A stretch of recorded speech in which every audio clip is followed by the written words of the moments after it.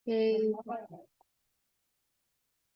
terima kasih. Jadi saya izin share screen buat materinya hari ini. Jadi yang bakal saya bahas itu, saya bakal review tentang PPT asistensi yang kemarin sudah diajarkan. Nah,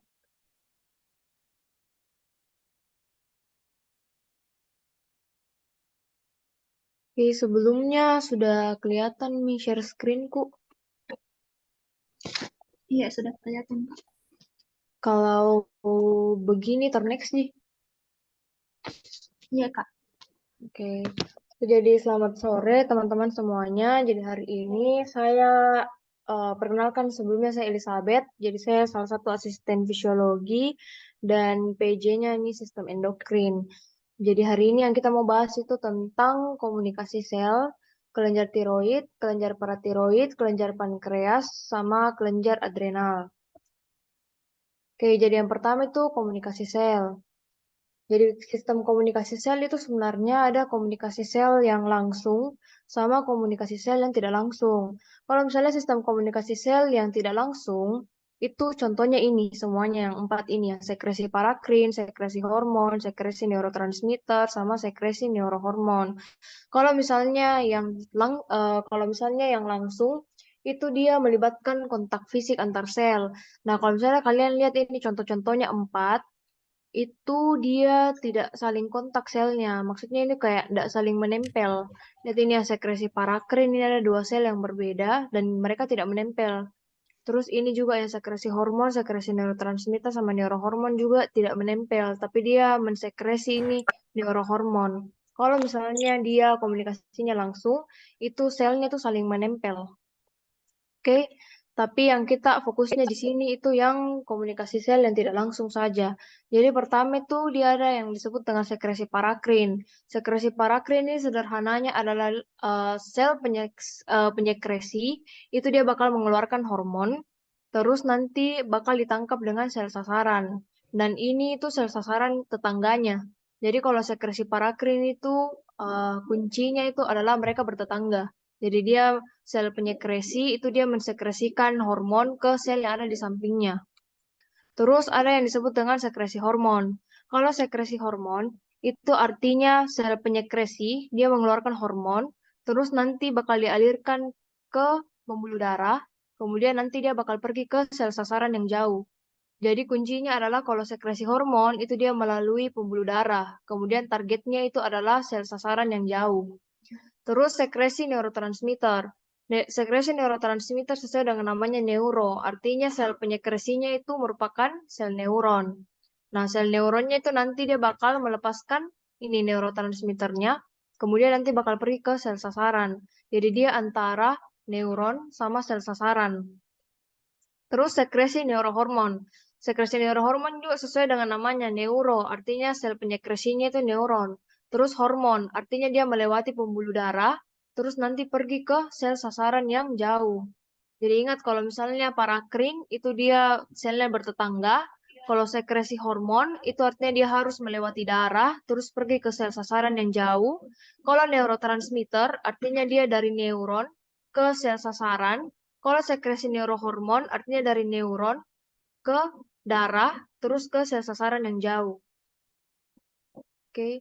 Terus hormon itu apa? Jadi hormon itu zat kimia perantara dan dia itu biasanya itu jarak jauh dan dia disekresin sama kelenjar endokrin. Terus nanti dia bakal pergi ke organ sasaran spesifik. Jadi kata kuncinya hormon itu dia zat kimia disekresikan oleh kelenjar endokrin, terus nanti dia bakal pergi ke organ sasaran atau spesifik. Oke, jadi kita masuk ke yang pertama. Jadi salah satu organ yang bisa mensekresi hormon itu kelenjar tiroid. Nah, kelenjar tiroid ini dia mensekresikan hormon yang disebut dengan hormon tiroid, yang sama aja dengan kelenjarnya. Nah, kelenjar tiroid ini dia sekresikan hormon dalam bentuk T4. Nah, nanti ini T4 dia bakal pergi ke sel-sel yang ada di perifer, terus nanti baru dia berubah jadi T3 pakai 5 iodinase. Nah, terus nanti T3 ini bakal pergi ke sel targetnya.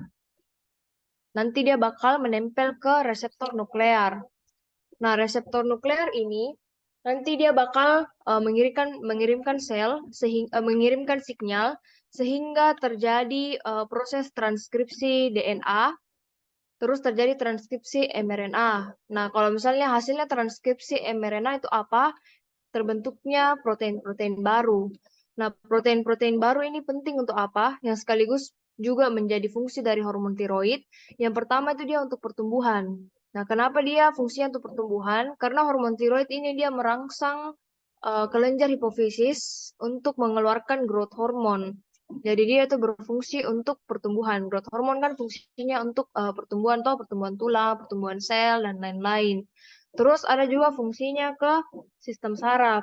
Kalau misalnya fungsinya ke sistem saraf, itu dia itu sebagai untuk aktivitas normal dari sistem saraf. Kalau misalnya dia pada dewasa, kalau misalnya dia masih bayi, hormon tiroid ini berfungsi untuk perkembangan dari sistem sarafnya janin.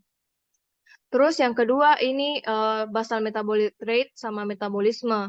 Jadi basal metabolic rate itu laju metabolisme. Jadi hormon tiroid itu dia bakal meningkatkan basal metabolic rate.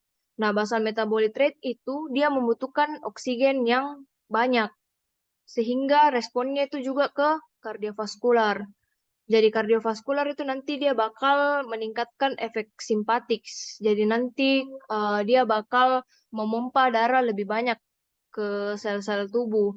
Jadi ingat saja, gampangnya ini fungsi-fungsinya ini hormon tiroid. Sebenarnya itu dia untuk pertama dia untuk pertumbuhan. Pertumbuhan dari apa? Pertumbuhan dari tulang. Terus dia juga untuk pertumbuhan dari sistem saraf.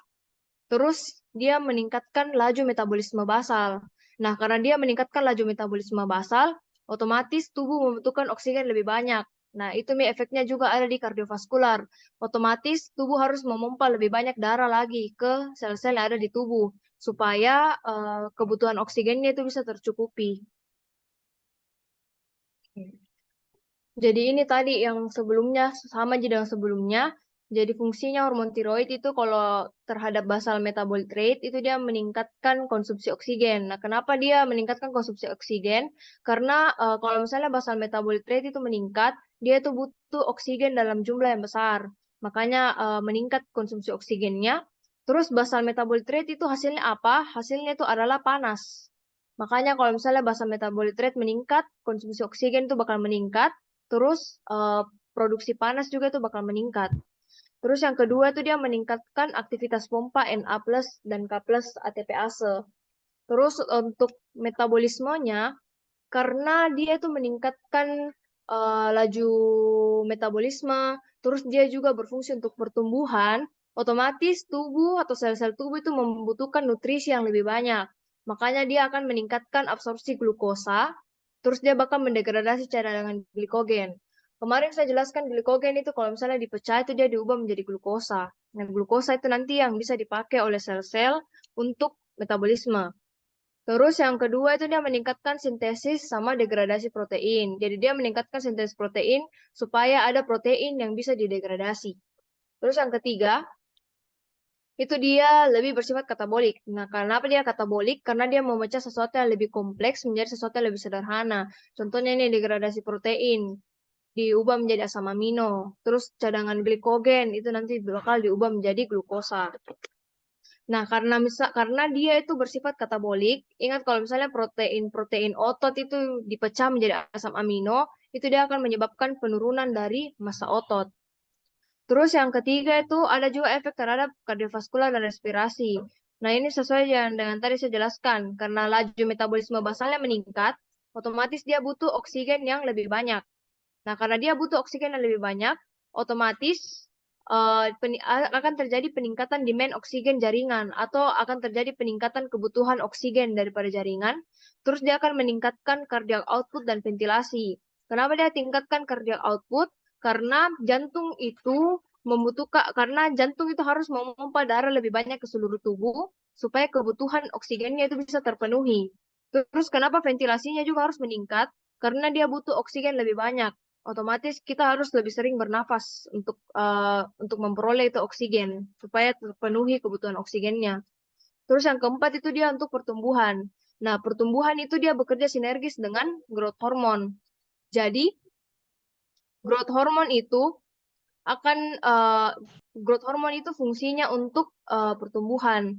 Terus somatomedins. Nah, karena growth hormone itu karena hormon tiroid itu dia meningkatkan produksi dari growth hormone, otomatis itu dia akan meningkatkan produksinya somatomedins juga. Nah, somatomedins ini fungsinya untuk apa? Somatomedins ini fungsinya untuk menghambat produksinya growth hormone supaya growth hormone ini tidak terlalu banyak. Terus untuk growth hormone itu dia fungsinya juga untuk meningkatkan osifikasi atau pembentukan tulang rawan menjadi tulang keras, fusi dan maturasi dari tulang. Oke, terus ada juga fungsinya terhadap sistem saraf pusat. Kalau terhadap sistem saraf pusat, dia itu pada perinatal period. Kalau perinatal period itu dia maksudnya sebelum kelahiran dan 2 minggu setelah kelahiran. Dan dia berperan untuk maturasi dari sistem saraf pusat. Kalau misalnya pada orang dewasa, ingat kalau misalnya pada orang dewasa itu dia untuk aktivitas normal dari sistem saraf pusat. Nah, kalau misalnya coba misalnya otaknya kalian itu kekurangan hormon tiroid, otomatis itu dia otaknya kalian tuh tidak bisa bermetabolisme. Nah, kalau misalnya otaknya kalian tidak bisa bermetabolisme, istilahnya itu otaknya kalian bakal jadi lalot. Nah, kalau misalnya lalot, dia bakal lambat berpikir, lesu, mengantuk, gampang lupa. Terus terakhir itu dia fungsinya ke sistem otonom. Nah, kalau sistem otonom itu dia punya efek simpatomimetik, meningkatkan responsivitas sel via beta adrenergic receptor. Nah, ini maksudnya apa? Efek simpatomimetik terhadap beta adrenergic receptor artinya dia meningkatkan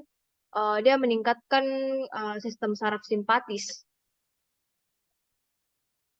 Jadi bakal ada gejala kayak berdebar-debar atau takikardi. Nah, kenapa hormon tiroid ini perlu untuk meningkatkan respon simpatisnya tubuh? Itu karena ini tadi yang kardiovaskular. Karena dia butuh untuk meningkatkan itu cardiac output. Otomatis dia harus meningkatkan respon tubuh terhadap sistem simpatis. Jadi sistem simpatis itu harus meningkat fungsinya. Makanya kalau misalnya kita mengalami gejala-gejala hipertiroidisme, salah satunya itu kayak takikardi itu gejala hipertiroidisme, kita obati dengan beta blocker. Nah, beta blocker ini fungsinya untuk menghambat ini beta adrenergic receptor supaya beta adrenergic receptor itu dia tidak aktif dan itu efek simpatisnya itu bisa menurun. Oke, terus bagaimana regulasi kerja dari hormon tiroid? Regulasi kerja dari hormon tiroid itu dia bekerja lewat mekanisme negatif feedback. Nah, maksudnya negatif feedback itu apa? Kalau misalnya hormon tiroid itu rendah dalam tubuh, itu dia akan merangsang hipotalamus untuk mengeluarkan TRH atau tyrotropin releasing hormone. Kemudian nanti tyrotropin releasing hormone atau TRH ini akan pergi ke hipofisis anterior. Dia akan merangsang hipofisis anterior untuk mengeluarkan thyroid stimulating hormone atau TSH. Terus TSH nanti akan pergi ke organ targetnya. Nah, organ targetnya itu kelenjar tiroid. Dia akan menstimulasi kelenjar tiroid untuk mengeluarkan hormon tiroid dalam bentuk T3 dan T4. Nah, sebenarnya itu kelenjar tiroid itu dia lebih banyak mensekresi ini T4. Nanti kalau misalnya sudah di perifer, baru dia diubah menjadi T3. Dan T3 itu fungsinya dia tuh lebih bagus daripada T4. Terus nanti kalau misalnya hormon tiroid itu sudah terlalu tinggi dalam darah, itu dia akan mengirimkan umpan balik negatif ke hipofisis anterior sama ke hipotalamus. Supaya hipotalamus itu stop memproduksi TRH dan supaya hipofisis anterior itu stop memproduksi TSH. Oke, terus apa manifestasi klinisnya yang bisa terjadi? Kenapa kita harus mengerti bagaimana itu regulasinya hormon tiroid? Karena ada salah satu manifestasi klinis yang kita sebut dengan goiter. Goiter itu maksudnya gondok kalau dalam bahasa Indonesia. Tapi goiter itu dia tidak sama dengan hipertiroid. Goiter itu terjadi karena kelenjar tiroid itu terangsang terlalu berlebihan. Jadi kalau misalnya kita lihat di sini, kalau misalnya hormon TSH terlalu berlebihan, otomatis dia akan merangsang kelenjar tiroid untuk terus-menerus bekerja. Nah, kalau misalnya kelenjar tiroid ini terus-menerus bekerja, lama-lama itu dia bakal bertambah besar karena dia lelah. Sama Ji, kalau misalnya kalian olahraga, kalau misalnya kalian olahraga itu kan pasti ototnya kalian akan membesar. Nah, begitu juga dengan kelenjar tiroid. Kalau misalnya dia dirangsang berlebihan terus-menerus, itu dia akan bertambah besar. Oke, kalau misalnya kelenjar tiroid bertambah besar, itulah yang kita sebut dengan goiter. Nah, terus ada dua keadaan. Yang pertama itu ada hipotiroid. Kalau misalnya hipotiroid itu artinya dia kekurangan hormon tiroid. Terus kalau hipertiroid itu artinya dia kelebihan hormon tiroid. Nah, kalau hipotiroid itu bisa terjadi karena apa? Yang pertama itu karena kegagalan primer dari kelenjar tiroid. Jadi karena kelenjar tiroid, kalau misalnya bisa juga karena TSH-nya ada, tapi tiroidnya memang tidak bisa memproduksi hormon tiroid. Dan biasanya itu terjadi karena defisiensi iodium. Terus hipertiroid. Kalau misalnya hipertiroid itu bisa disebabkan karena tumor hipofisis. Nah, tumor hipofisis itu, coba bayangkan kalau misalnya ada tumor di hipofisis anterior ini, itu akan merangsang hipofisis anterior untuk mengeluarkan thyroid stimulating hormone terus-menerus. Nah, kalau misalnya thyroid stimulating hormone ini terus-menerus diproduksi, otomatis kelenjar tiroid akan memproduksi lebih banyak lagi kelenjar tiroid. Makanya dia menjadi keadaan yang disebut dengan hipertiroid. Terus yang kedua itu bisa juga karena Graves' disease. Nah, Graves' disease itu apa? Jadi Graves' disease itu penyakit autoimun, di mana itu ada antibody TSI atau thyroid stimulating immunoglobulin. Nah, apa itu thyroid stimulating immunoglobulin? Jadi, kalau misalnya kalian lihat gambar yang ini bayangkan ini adalah sel-sel dari kelenjar tiroid. Terus ini ada reseptor-reseptornya yang warna biru. Nah, kalau TSI itu merupakan antibodi-antibodi ini yang warna merah. Nah, kalau misalnya ada antibodi-antibodi ini yang menempel di reseptornya ini, itu dia bakal menstimulasi kelenjar tiroid untuk mengeluarkan hormon tiroid terus-menerus.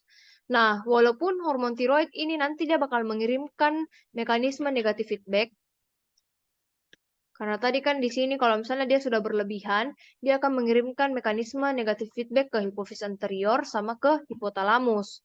Tapi kalau misalnya ada antibodi yang menempel pada reseptornya ini, walaupun hormon tiroid ini mengirimkan sinyal ke hipotalamus untuk stop memproduksi TRH dan mengirimkan sinyal ke hipofisis untuk stop produksi TSH, itu tidak ada gunanya. Kenapa? Karena tetap ada antibodi yang menempel ke reseptor-reseptor dari sel-sel kelenjar tiroid. Makanya hormonnya itu tidak bisa berhenti diproduksi. Nah, kalau misalnya hormon tiroid atau sel kelenjar tiroid ini dia terus-menerus dirangsang untuk memproduksi hormon tiroid karena ada antibodi yang melekat pada reseptornya, itu dia akan menyebabkan pembesaran dari kelenjar tiroid. Nah, khasnya kalau misalnya bisa kita lihat pada pasien selain pembesaran kelenjar tiroid itu bisa juga terjadi exophthalmos. Exophthalmos itu maksudnya matanya kayak membelalak. Nah, kalau misalnya kalian bandingkan ini dua, yang sebelah kiri ini dia normal, yang sebelah kanan ini ada pembesaran dari kelenjar tiroidnya sama matanya itu membelalak. Terus kalau misalnya kalian lihat kulitnya ini agak merah-merah.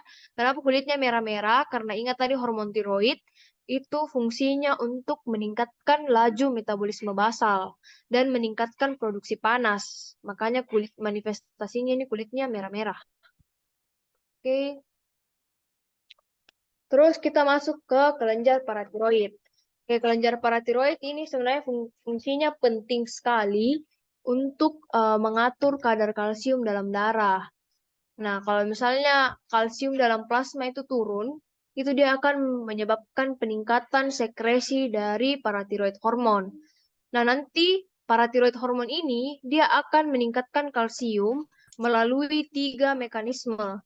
Yang pertama itu ada di tulang, yang kedua itu di ginjal, sama yang ketiga itu di intestinal. Nah, kalau di tulang itu dia fungsinya untuk apa? Kalian pasti semuanya tahu kalau misalnya tulang itu menyimpan paling banyak kalsium. Nah, dia berfungsi untuk resorpsi daripada tulang. Jadi dia itu meningkatkan, istilahnya itu dia meningkatkan penghancuran daripada tulang, supaya kalsium dari tulang itu bakal keluar dan dialirkan ke plasma darah.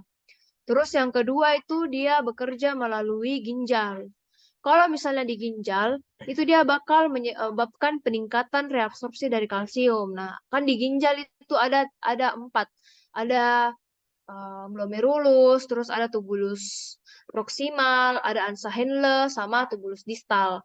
Nah, dia nanti ini bakal menyebabkan, tubulus proksimal itu di ginjal berfungsi untuk reabsorpsi.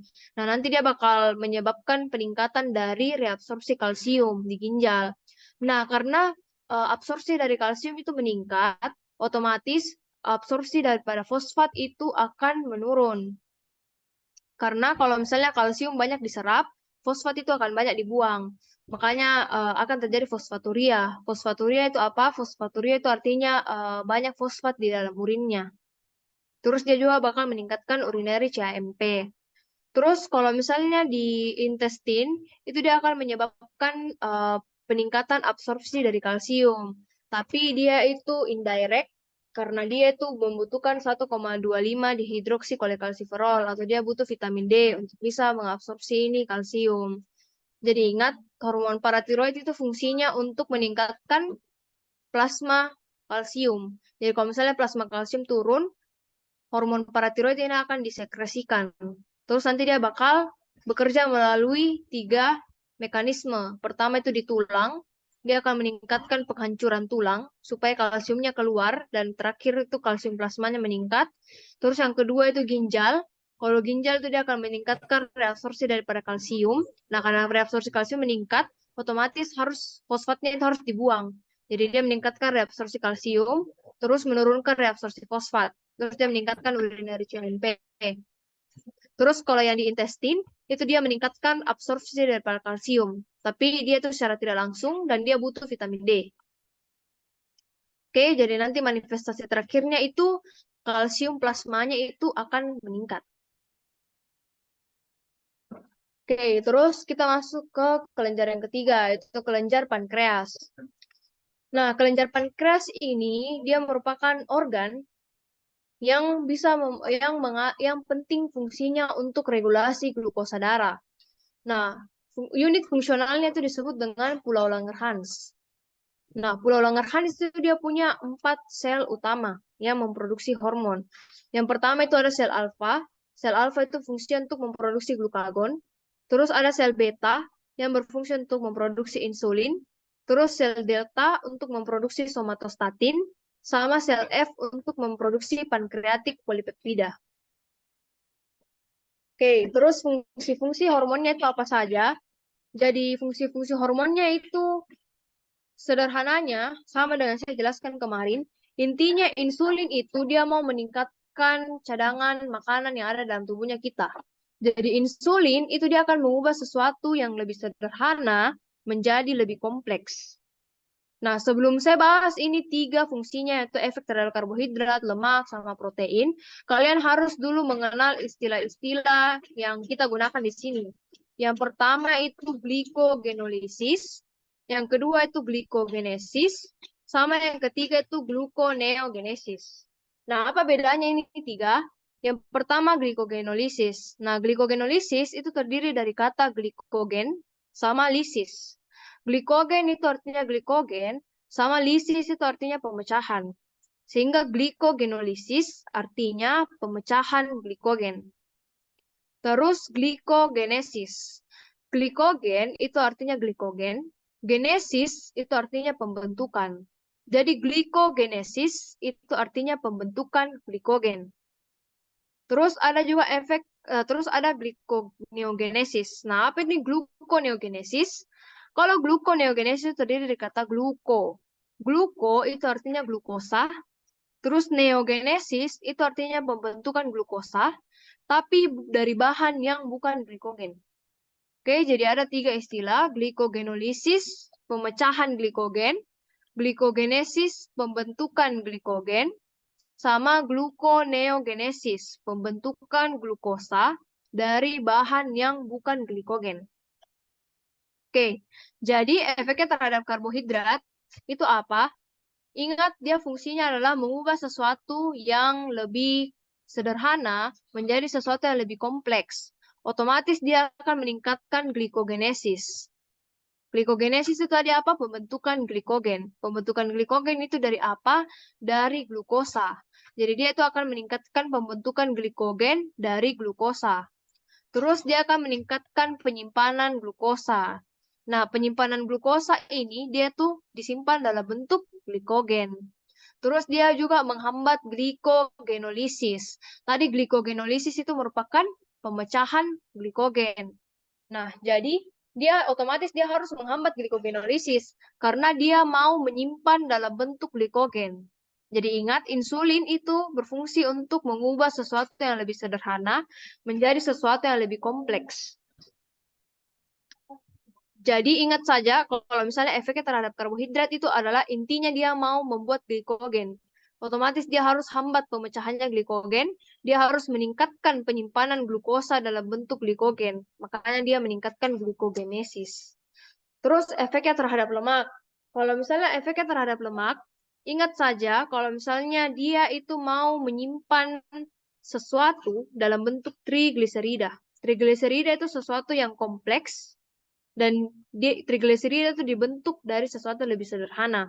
Jadi dia itu akan meningkatkan pemasukan glukosa menjadi trigliserida, meningkatkan pemasukan asam lemak ke sel adiposa, sama dia mencegah hidrolisis trigliserida menjadi glukosa. Jadi ingat, dia mau membentuk trigliserida.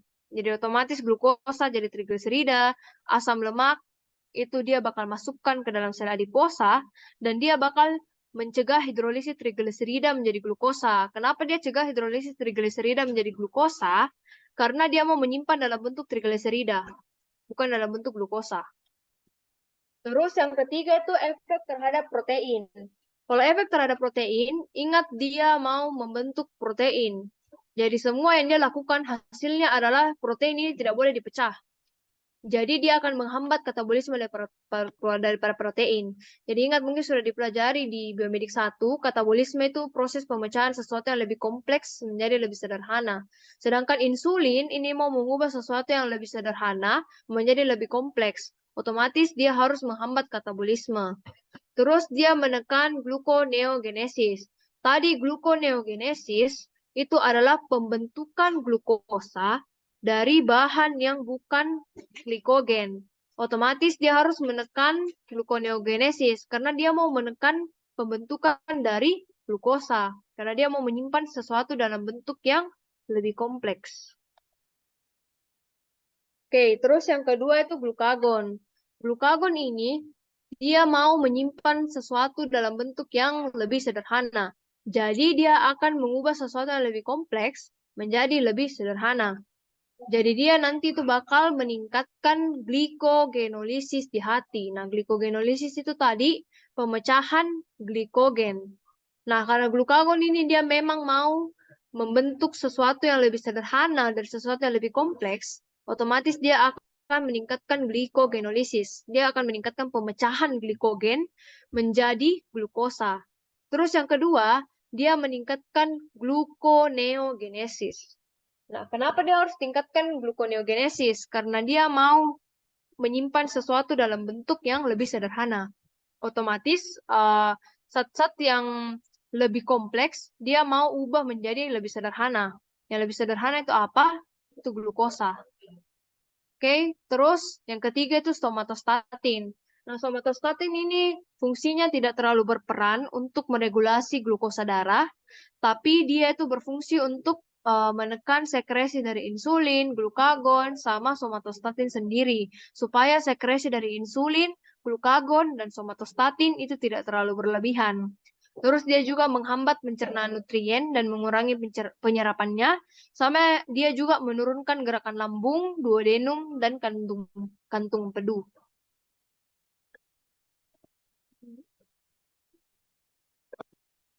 Oke, terus bagaimana regulasi glukosa darah oleh insulin? Jadi kalau misalnya kalian dalam keadaan yang tidak makan, itu glukosa darahnya kalian itu bakal menurun. Nah, kalau misalnya glukosa darahnya kalian menurun, kalau misalnya kalian sudah makan, itu otomatis glukosa darahnya kalian itu akan meningkat. Nah, kalau misalnya glukosa darahnya itu kalian meningkat, maka sel beta dari pankreas itu akan mendeteksi, dan kemudian dia akan mensekresikan insulin. Nah, insulin tadi fungsinya untuk apa? Mengubah sesuatu yang lebih sederhana menjadi lebih kompleks. Nah, yang lebih sederhana itu di sini tuh glukosa. Jadi dia mau meningkatkan penyimpanan dari glukosa.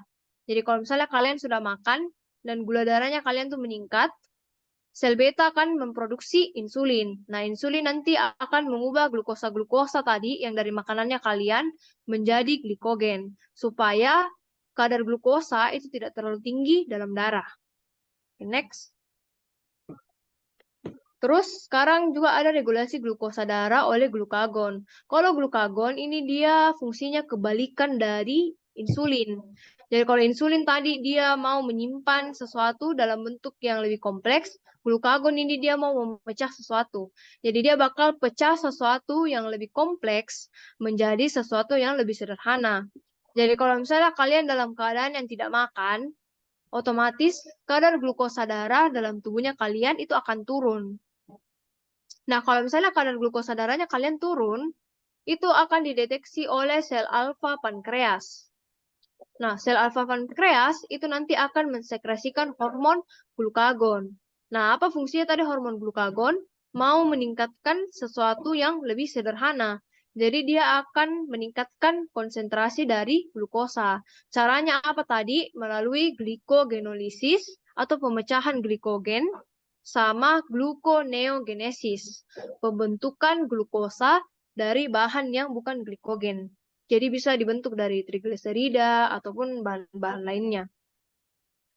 Oke, terus apa manifestasi klinisnya? Kalau misalnya regulasi glukosa darahnya kalian terganggu, itu akan terjadi kondisi yang disebut dengan diabetes mellitus. Nah, diabetes mellitus ini pasti sudah tidak asing lagi kalian dengar. Nah, diabetes mellitus itu ada dua. Yang pertama diabetes mellitus tipe 1 sama diabetes mellitus tipe 2. Kalau diabetes mellitus tipe 1, itu artinya sel beta pankreas tidak mampu untuk memproduksi insulin. Makanya kadar glukosa darahnya itu akan meningkat karena sel-sel tubuh itu tidak mempunyai insulin. Sehingga glukosa-glukosa itu tidak bisa disimpan dalam bentuk glikogen dan dia akan tetap beredar dalam darah. Makanya kalau misalnya kita cek glukosa darahnya itu tinggi. Terus yang kedua, itu ada diabetes mellitus tipe 2. Kalau diabetes mellitus tipe 2, itu sel beta daripada pankreas itu mampu untuk memproduksi insulin. Tapi sel-sel tubuh itu resisten terhadap insulin. Jadi, walaupun tubuh itu mempunyai insulin dalam jumlah yang cukup, tapi insulinnya tidak bisa digunakan sama sel-sel tubuh untuk menyimpan glukosa dalam bentuk glikogen. Makanya akan terjadi peningkatan kadar glukosa dalam darah. Karena glukosa-glukosa itu tidak bisa disimpan dalam bentuk glikogen.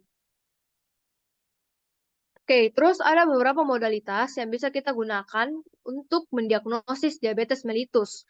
Yang pertama itu ada HbA1c, yang kedua itu glukosa darah puasa atau GDP, yang ketiga itu glukosa darah sewaktu atau GDS, sama yang terakhir itu tes toleransi glukosa oral atau TTGO. Nah, kalau HbA1c itu kita mau mengukur kadar glukosa dalam darah selama 3 bulan. Terus kalau glukosa darah puasa, itu kita mengukur kadar glukosa darah setelah puasa 8 jam. Jadi misalnya hari ini kalian puasa, 8 jam kemudian saya periksa glukosa darahnya kalian, itu artinya glukosa darah puasa. Terus yang ketiga, itu ada glukosa darah sewaktu. Kalau glukosa darah sewaktu, itu adalah glukosa darah yang bisa diukur kapan saja atau sewaktu-waktu yang random saja. Jadi kalau misalnya kayak kalian sekarang sudah makan, terus saya periksa glukosa darahnya kalian, itu artinya glukosa darah sewaktu. Terus yang keempat itu tes toleransi glukosa oral.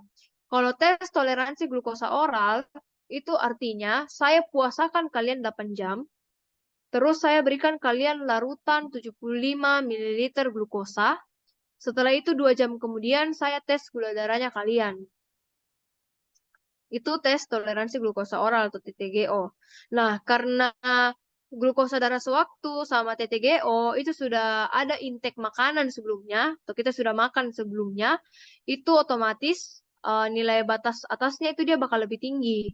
Makanya kalau misalnya nilai normalnya itu kalau HbA1c itu dia harus kurang dari 5,7. Kalau glukosa darah puasa itu harus 70 sampai 99. Terus glukosa darah sewaktu atau GDS sama TTGO itu 70 sampai 135. Nah, kenapa dia lebih tinggi? Karena tadi sudah ada intake makanan sebelumnya. Jadi otomatis kadar glukosa darah itu pasti lebih tinggi dibandingkan kalau misalnya kalian puasa. Terus kenapa harus 70? Itu nanti bakal saya jelaskan di slide selanjutnya. Terus dia disebut dengan prediabetes. Kalau HbA1c-nya itu 5,7 sampai 6,4, GDP-nya itu 100 sampai 125, dan GDS dan TTGO itu 140 sampai 199. Prediabetes itu apa? Prediabetes itu artinya glukosa darahnya itu tinggi, tapi belum bisa disebut diabetes mellitus. Jadi dia itu hanya peningkatan kadar glukosa dalam darah saja. Kita sebut dengan prediabetes. Terus ada juga diabetes. Nah, diabetes itu kalau misalnya HbA1c-nya itu lebih sama dengan 6,5, glukosa darah puasa atau GDP-nya lebih sama dengan 126, GDS dan TTGO-nya itu lebih sama dengan 200. Oke, jadi sebenarnya tabel ini tuh cuman hafalan saja nah untuk angka-angkanya. Oke, terus kalau misalnya uh, kadar glukosa darah itu terlalu rendah, itulah keadaan yang kita sebut dengan hipoglikemia. Nah, hipoglikemia itu ditandai dengan kadar glukosa darah itu kurang dari 70 mg per dl. Nah, makanya kenapa normalnya itu dia 70 sampai 99 sama 70 sampai 139. Karena kalau misalnya dia di bawah 70 itu artinya seseorang itu mengalami hipoglikemi. Nah, hipoglikemi itu ada tanda dan gejalanya yang kita sebut dengan Whipple's triad. Nah, Whipple's triad itu apa-apa saja. Jadi yang pertama itu ada tanda dan gejala hipoglikemi. Tanda dan gejala hipoglikemi itu apa saja? Itu ada pucat, takikardi, berkeringat, gelisah, lemah, lesu, dan pandangan kabur. Nah, kalau misalnya kalian mau sederhanakan, ingat saja tanda-tanda 5L. Lemah, letih, lesu, loyo, lunglai. Nah, itu gejala-gejala hipoglikemi. Terus yang kedua, kadar glukosa darahnya itu rendah. Nah, kadar glukosa darahnya rendah itu kalau misalnya dia di bawah 70 mg per dl. Nah, terus yang ketiga itu gejala berkurang dengan pengobatan. Jadi, misalnya kalau misalnya ada temannya kalian yang ada gejalanya kayak pucat, terus dia 5L, ya lemah, letih, lesu, loyo, lunglai, terus misalnya kalian kasih dia teh kotak, itu gejalanya itu bakal berkurang. Jadi nanti dia sudah tidak pucat lagi, dia sudah tidak lemah lagi, tidak letih, tidak lesu. Dan itu maksudnya nah gejala berkurang dengan pengobatan. Oke. Terus yang terakhir itu ada kelenjar adrenal. Nah, kelenjar adrenal itu dia terdiri dari korteks sama medula. Oke, jadi ini saya perbesar gambarnya. Oke, jadi untuk korteksnya itu dia terdiri dari zona glomerulosa, zona fasciculata, sama zona reticularis. Nah, zona glomerulosa itu dia mensekresi mineralokortikoid atau yang kita sebut dengan aldosteron. Terus zona fasciculata atau zona yang paling besar ini dia memproduksi glukokortikoid atau hormon kortisol. Terus zona reticularis itu dia memproduksi hormon-hormon seks. Contohnya itu seperti dehidroepiandrosteron. Terus kalau misalnya yang bagian medula itu dia untuk mensekresi katekolamin, yaitu epinefrin sama norepinefrin. Tapi kalau misalnya yang kita mau bahas ini cuman yang bagian korteks adrenalnya saja. Di yang mineralokortikoid sama glukokortikoid kita lebih fokuskan saya di situ. Terus regulasi hormon kortisol itu dia bekerja dengan umpan balik negatif. Nah, umpan balik negatif itu sama Ji dengan yang regulasi hormon tiroid tadi. Jadi kalau misalnya hormon kortisol dalam darah rendah, itu dia akan merangsang hipotalamus untuk mengeluarkan kortikotropin releasing hormone atau CRH. Nah, CRH ini nanti bakal pergi ke kelenjar pituitari anterior. Nah, kelenjar pituitari anterior akan mengeluarkan adrenokortikotropik hormon atau ACTH. Nah, ACTH nanti akan pergi ke sel targetnya. Sel targetnya ACTH itu apa? Korteks adrenal.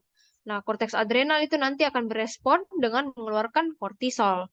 Nah, kalau misalnya kadar kortisol dalam darah ini sudah terlalu tinggi, dia akan mengirimkan umpan balik negatif ke kelenjar pituitari anterior dan kelenjar hipotalamus.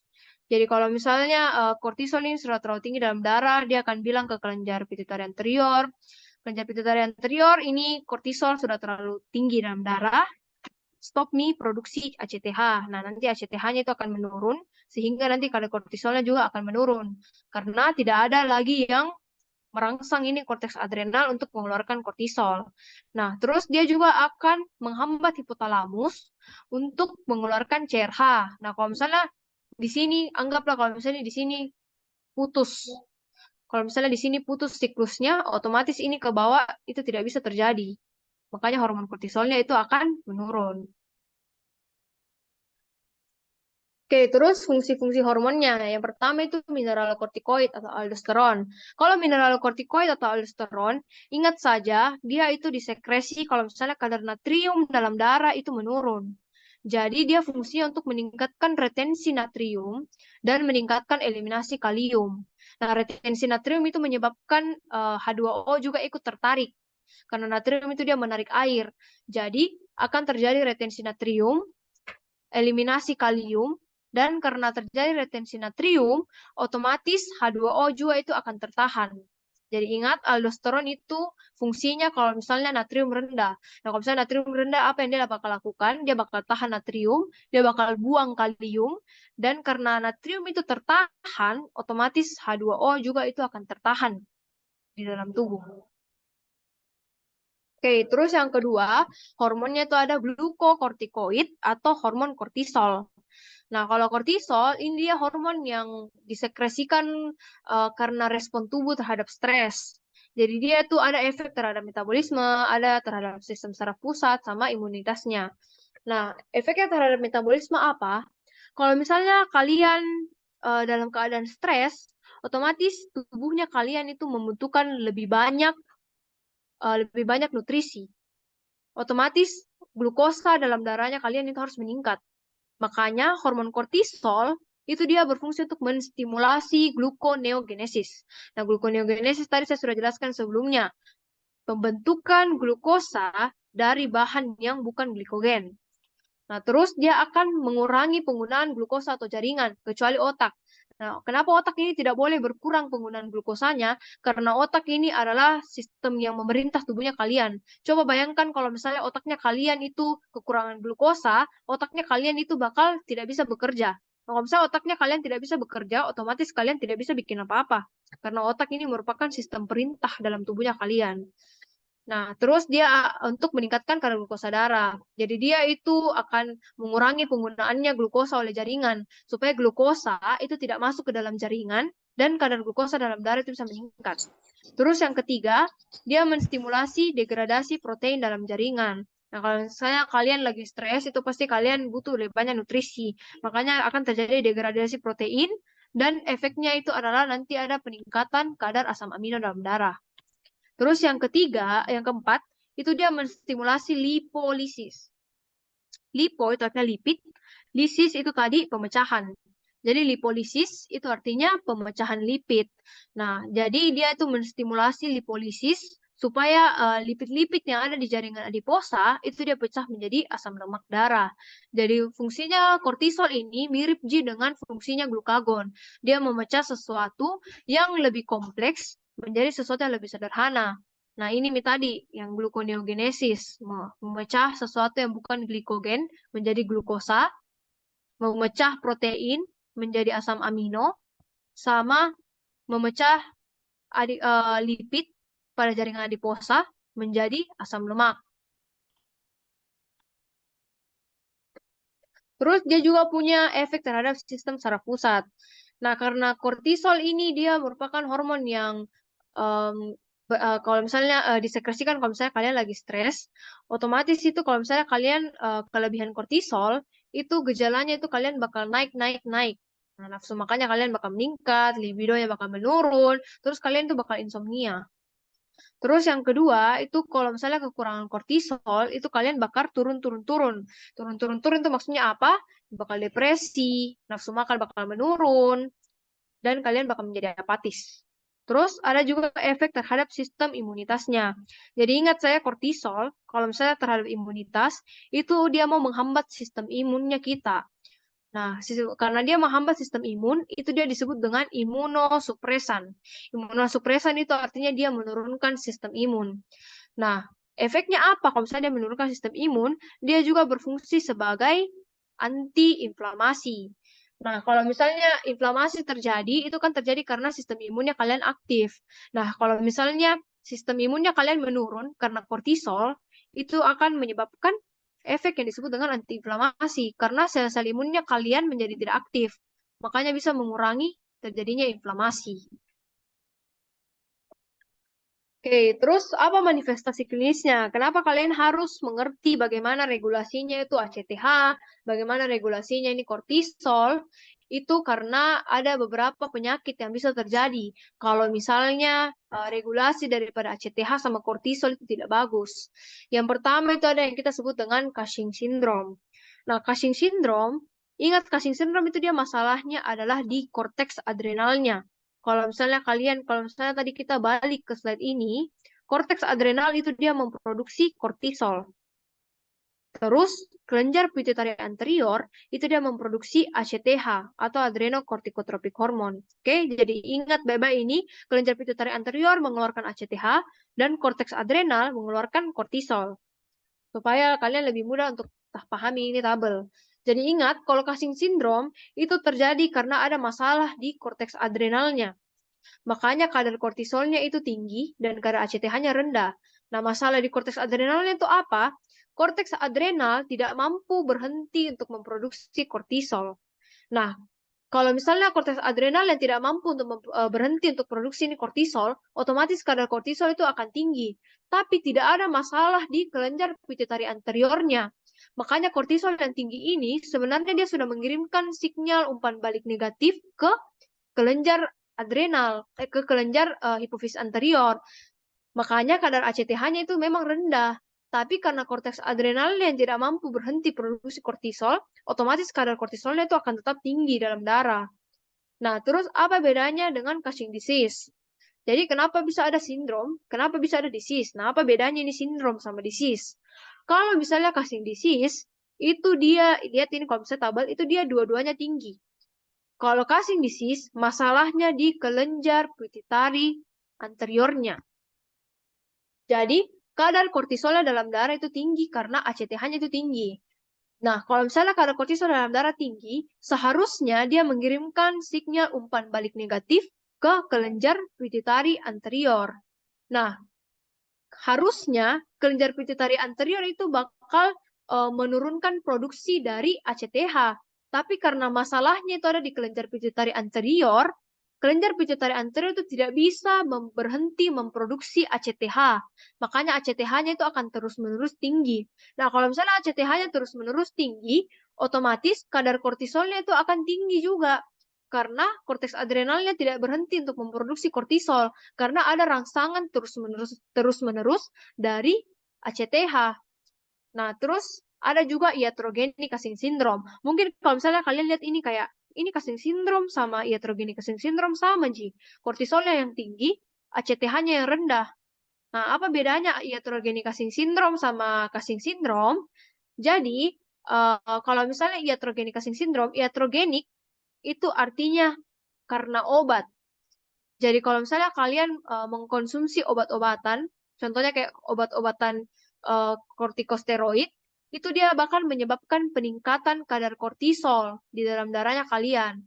Nah, kalau misalnya kadar kortisol ini meningkat, dia akan mengirimkan mekanisme umpan balik negatif ke hipofisis anterior. Makanya, kadar ACTH-nya itu rendah, Ji.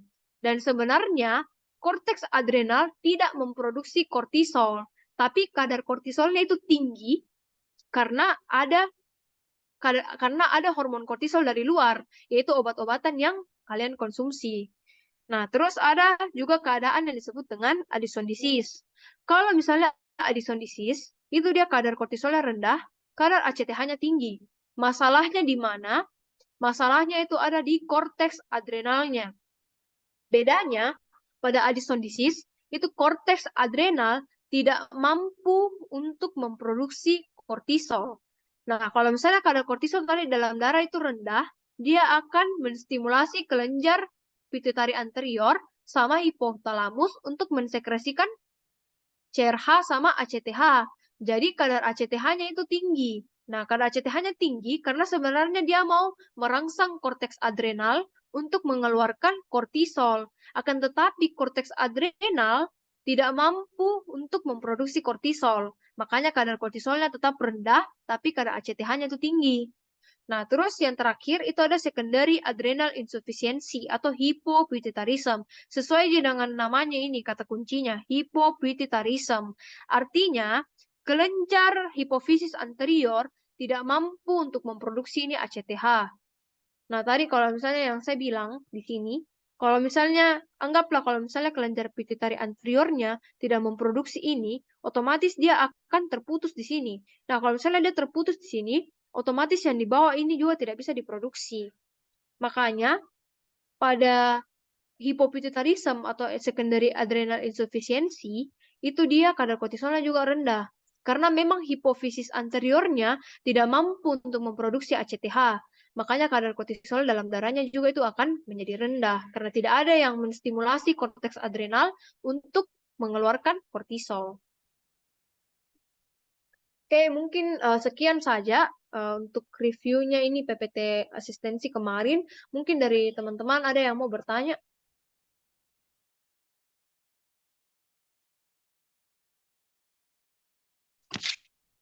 Teman-teman yang mau bertanya boleh raise hand atau langsung chat di kolom.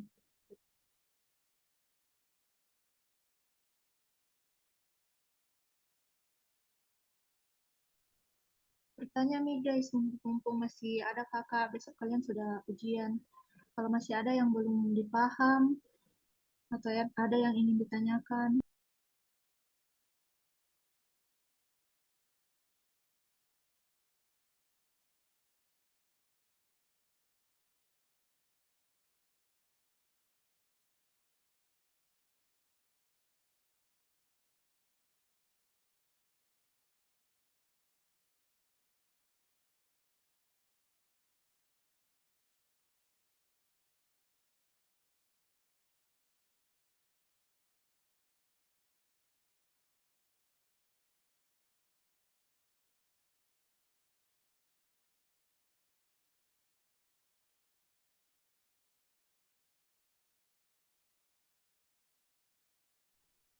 kalau sudah tidak ada yang mau bertanya, mungkin sekian tinteran kita hari ini.